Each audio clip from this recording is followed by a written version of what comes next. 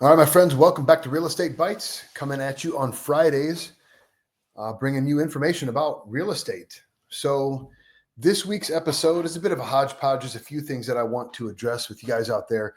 The first one is, the main topic is going to be the importance of a quality landscape in front of your listing, right? But before I jump into the main stuff, I want to talk about chip funding. Okay, so this is a message for contractors. So, for you guys out there who watch this, send this to your contractor friend.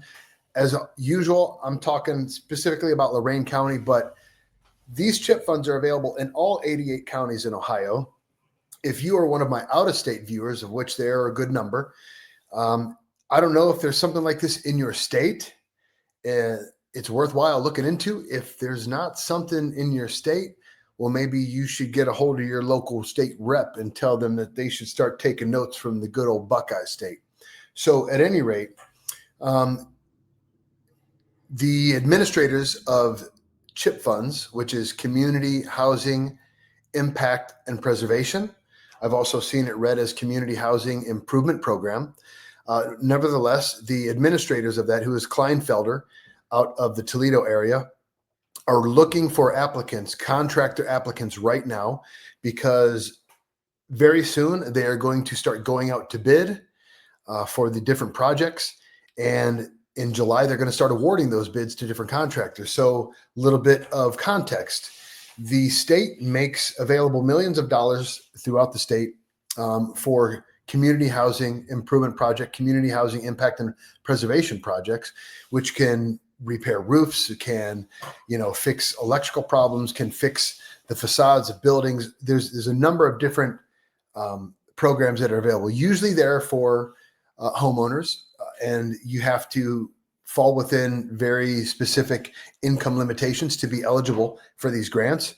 But again, there's millions of dollars out there, specifically in Lorain County. There's $1.6 million of projects going out to bid here over the next couple months. There's also a lead abatement program. So if you're a contractor and you're interested in getting into lead-based paint abatement, there's $1.9 million available in Lorain County. That's just Lorain County. So the surrounding counties are also going out for bids right now, right? So you could be a Lorain County contractor, but you can go out to bid in Lorain, Cuyahoga, Medina, Erie, Huron, Geauga, Lake, whatever, right? There's millions of dollars out there. And the nice thing about this money, it's coming from and through government. So, there's a crap load of paperwork, right? But the fact that it's coming through government means you're going to get paid also, versus sometimes you do a project for, a homeowner, and gather and pay can sometimes be a hassle. In this case, it won't be a hassle because it's coming from the government. So again, CHIP funded projects are going out to bid soon. If you're interested as a contractor, message me and I will connect you with the right people. I tried to go online in preparation for this show and show you an easy way to get in there. And what I realized was there's not. And that's probably why they're so desperate for contractors, is because it's very difficult to find information like this. I seek it because I know it's available. I know it's been available in my community. I know how impactful it can be. And so I try to bring this information to you. But however, I can connect you with the right people to talk to at Kleinfelder, which is an engineering firm. They're all over the world, but locally here, they're out of the Toledo area. I can connect you with the right people who are administrating this program, and they can set you up with everything you need. So again, if you are a contractor and you're interested in bidding on CHIP fund projects, if you know a contractor who may be interested in CHIP fund projects, please share this with them and have them reach out to me if they want and are looking for contact information for the right people at Kleinfelder to get them registered as a CHIP fund contractor. Okay. Now, the next thing I want to talk about, landscaping. Listen, guys, I feel like I shouldn't have to say this. I feel like this is common sense sort of stuff. I feel like, everyone's sort of aware of this. And I think generally everyone is sort of aware of this, but the amount of listings that I put on the market where this is a problem is astounding to me, and astounding enough to where I think I should develop, a good part of one episode of this program to the importance of landscape and curb appeal. Now, everybody knows that a good looking landscape makes your house look a lot better. But, again, for the amount of people who think that it's not important, that they're just plants and what's really important is the house, you have all these cliches, location, location, location, right? You got the cliche, it's kitchen and baths that sell the house. These things are true. That's why they're cliche, because they're true. But your landscape and your curb appeal is so critical to the successful sale of your home and the amount of money you're going to bring in that it cannot be overlooked. And I just want to take some time here to talk about this. So what I want to do is I want to show you guys some images, some before and after images, to sort of move us along here. And then we'll talk about, some numbers, right? For people who want to see more than just pictures, and they want to see, well, how much is it going to affect it? Is it really worth it? How much is it going to affect my bottom line? I've got some of that for you too. So first, let's take a look at some of these pictures here. Okay. There we go. All right. So I'm going to share this one first, simply because it's very, very obvious. It's, that picture on the left looks like blight. The picture on the right is a beautiful, lush landscape. I share this picture first, because I want to affect the way you're looking at it and thinking about it. And, what this all comes down to, guys, is affecting people's psychology. So this is something I talk to the agents on my team about quite a bit. Real estate sales, all consultative sales, but really real estate sales epitomizes this because of the amount of emotion that we deal with as sales agents. Real estate sales is an applied practice in psychology. Our job is to affect the psychology of the people that we're working with. And I'm talking about our clients. I'm talking about the other agent. I'm talking about our industry partners, the loan officers, the way that we operate. We want to affect other people's psychology so that they want to work with us, they enjoy working with us, they trust us, and ultimately, a client takes us on because they want us to guide them in attaining their goals. And sometimes those goals get muddied or lost because emotion gets injected into the thing. So our job is to continue to affect their psychology so that we keep them on track, right? Now, when you are affecting people's psychology and you're guided by your own selfish desires, well, you're a scumbag, right? And that's called manipulation. But if you're working to affect somebody's psychology and it's guided by their best interest, by the love of your fellow human, by, wanting to see people succeed, then you can sleep well at night, right? And you're a fantastic agent. And so when we're talking about the importance of the curb appeal in the landscape, it is really about affecting the psychology of the agent and the buyer who shows up. So look at this picture. If you're driving up to this listing, and this house looks like a nice house. You get a better view of the house in the right-hand picture, but it looks like a pretty sharp house, some nice architecture, beautiful entranceway there. We don't get to see the interior, but let's just assume that it's on par with what we see on the exterior, a nice house. Now, if you pull up on the left-hand side and that's your first impression, immediately people start thinking, oh man, this place has been neglected. What's going on inside? And they already, before even walking through the door, mistrust what they might find on the inside. That's the first impression that you're making. You're affecting their psychology in a negative way immediately as they pull up to the house and they look past your sign at that terribly ugly yard. Now, also, they can go in and they can fall in love with the interior, right? Or if the interior is not updated, they start to think, what else is wrong? Remember the negative feelings we walked in the door with because of how that landscape looked. What else could be wrong with this house? And even if the interior is immaculate and it makes them want to buy, when they walk back out, two things are happening. They're looking at this landscape again, and that's not only the first impression they had, but it's the last impression that they're leaving, right? But also they're thinking about what kind of money am I going to have to spend to fix that terrible landscape? And I'm going to write an offer accordingly because that's something I've got to put money into, right? Okay, so obviously I wanted to talk about affecting psychology, and obviously this landscape's terrible. Let's look at some other things that are not so drastic, but are very impactful, okay? So here's this image. And what you're looking at here, a little 3-season room. And what I want to show here is the way you should think about the landscape and the way it frames the home. Okay, so on the left-hand pictures, there's not necessarily anything wrong with that landscape. You've got, this hedgerow. You've got some of these little shrubs here in front. You've got some ground cover over here. There's nothing really wrong. And when you look at the picture on the right, they left this ground cover in place. They left these bushes here in place. It just looks like they trimmed them up a little bit. I also think the picture of the quality is worse. And I also think that, the overpowering hedgerow behind these shrubs make them look worse. So at any rate, but what's really important is by eliminating this hedgerow, you open up the face of the building. And the building looks bigger, it looks cleaner, and it shows more. So when you are planting in front of your house, you want low-lying plants, okay? That expose as much of the facade of the building as possible, because it makes the home look larger and it makes the home look cleaner. Okay. So again, they didn't do a huge transformation here. The size of the bed is the same.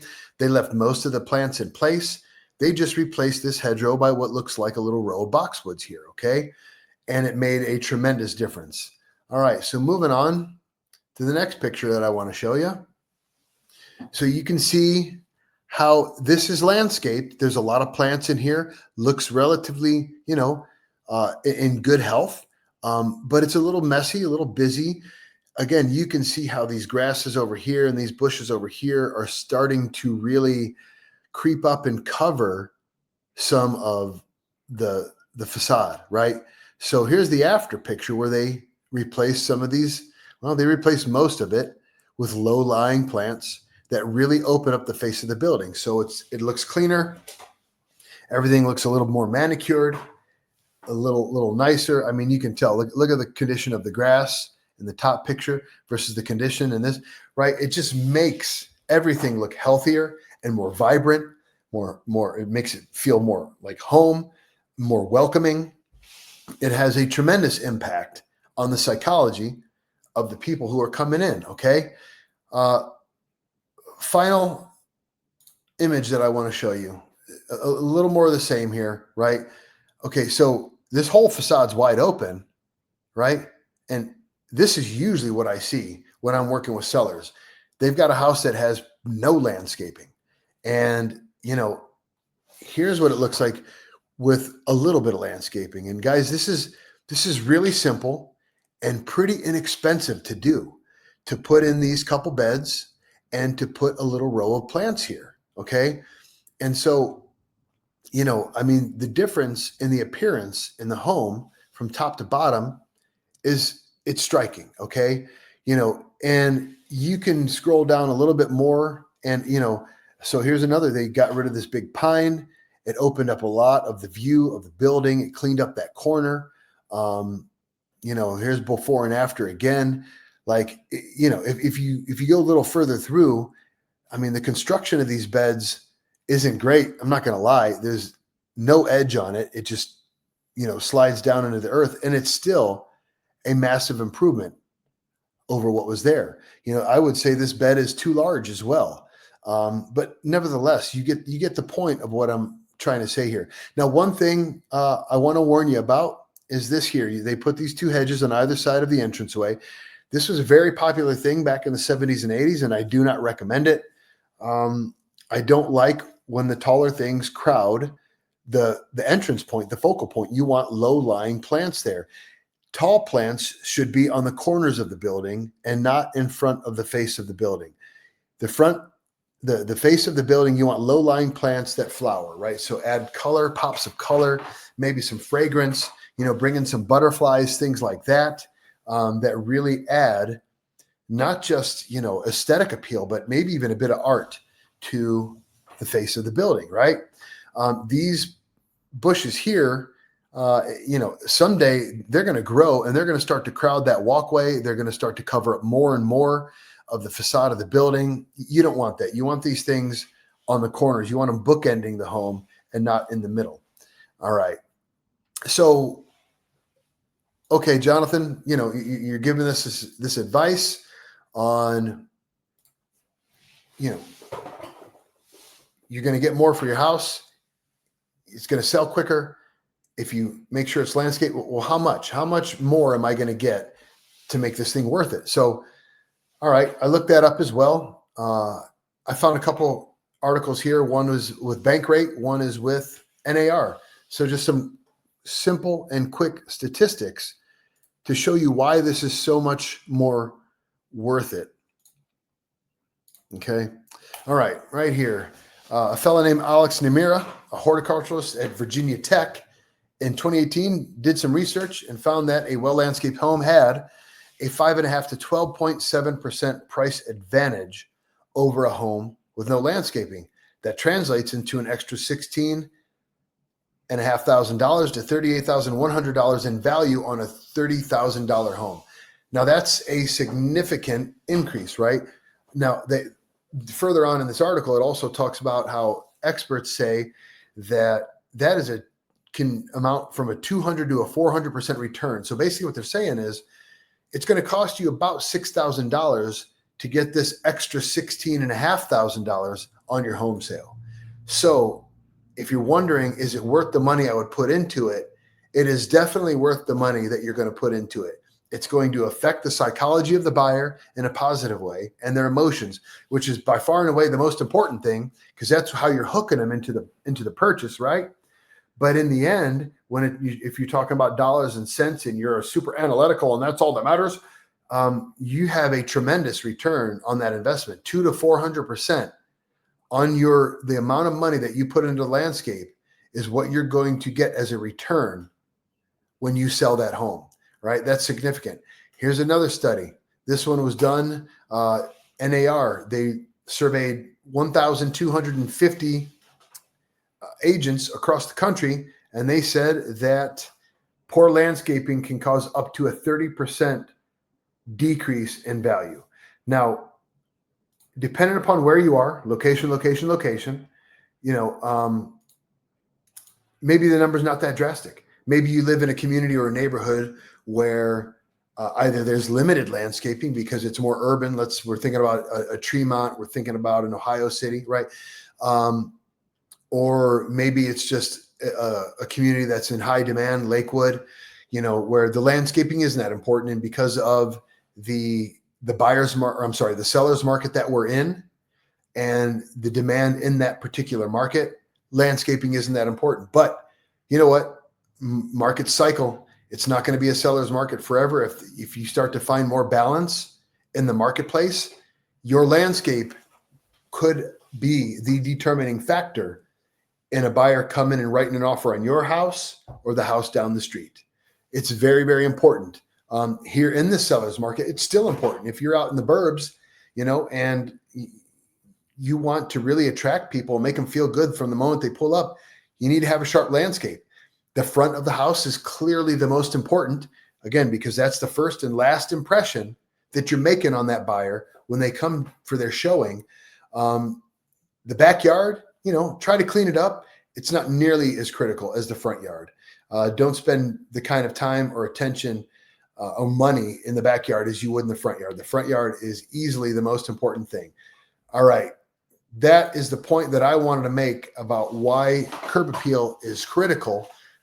Again, I feel like it's sort of a public service announcement. Seems like common sense to me. I can get pretty nerdy about landscape stuff though. Anyways, it's important, guys. If you're looking to sell your home, if you're thinking about selling your home, say next year or even in a month or two, start focusing on your landscape today. Start thinking about in what ways can I clean it up, tighten it up, beautify it, and save money, doing it frugally at the same time. Okay. let's jump into this week's statistics. As every time we do this program, we bring you statistics for the sales that closed a week prior to the show. I pull all the stats from the local MLS here, and I only am looking up statistics in Lorain County, Ohio. There's enough home sales that happen here that follow nationwide trends that I feel good that Lorain County provides a sufficient sample size for what's going on nationwide, especially throughout the Midwest. Okay, so this morning, there were 407 single-family homes and condominiums active on the market in Lorain County. As always, they do not include mobile homes or multifamilies in this number. 407 condos and single families. There were 85 closed sales last week, 85 closings last week in Lorain County. The median square foot value of those closings was 1,614 square feet per home. Median home value or median sales price was $251,000. Median square foot value, $163.46. So again, this is a number that I'm tracking very, very closely. And we've just continued to see this thing creep up. In the past 91 episodes, I think I've missed 3 weeks, maybe 4, but certainly 3 weeks total. So in 94 weeks of doing this program, we have seen the square foot value continue to creep up and up and up, meaning home values are creeping up and up and up. And the only relief that I see in the future is some sort of event that causes a lot of inventory to come online. I doubt it's going to happen quickly. It'll probably take 10 to 15 years to see inventory creep up online. Either builders got to catch up or we got to see an unfortunate economic event. Okay. All right.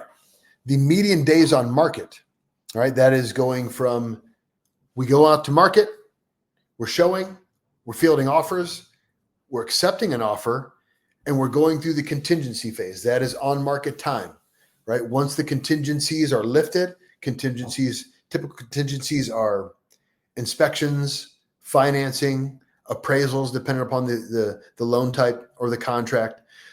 We go through the contingency period, then it comes off the market as a pending transaction. Days on market, 23 days is the median for the home sold last week. This morning, the interest rate on a 30-year conventional note was 6.94%. You can do better if you're going FHA or VA, but we're just looking at conventional for the purpose of this show. And then the big sale of the week was $740,000 on Bridgeside in Avon Lake. This is a neighborhood on the south side of Walker Road, right past Learwood Plaza, heading on into Bay Village. Let's take a look at that beauty on Bridgeside.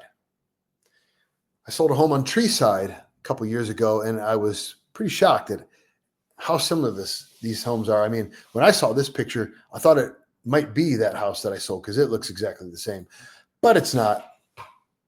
So let's take a look at what you get for $740,000 at Bridgeside in Avon Lake. Nice foyer, nice clean finishes, white finishes all over. The white paint. Again, I always go back to the conversation I had with interior designer Jenny Gennaro, who I'd like to get back on the program pretty soon. And she said, keep your walls neutral and light colored, very light colored, even recommended white, because it just makes the room and the home expand. Okay, so we're giving a hard time there. Let's go here. See some of the things that she's talking about. So here we go. A lot of white, beautiful country sink here.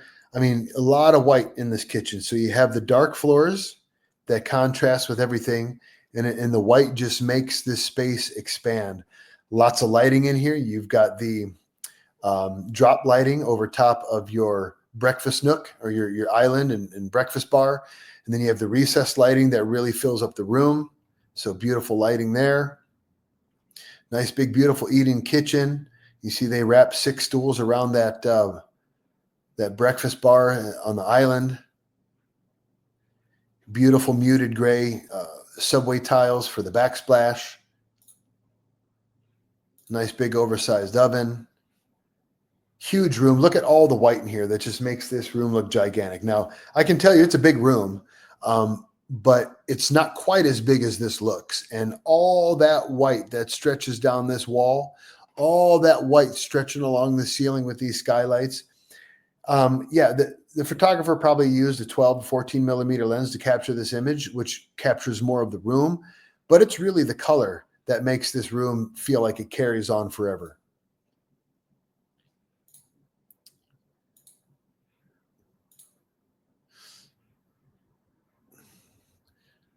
This is nice. This is a pretty nice sized little balcony up here, mezzanine level.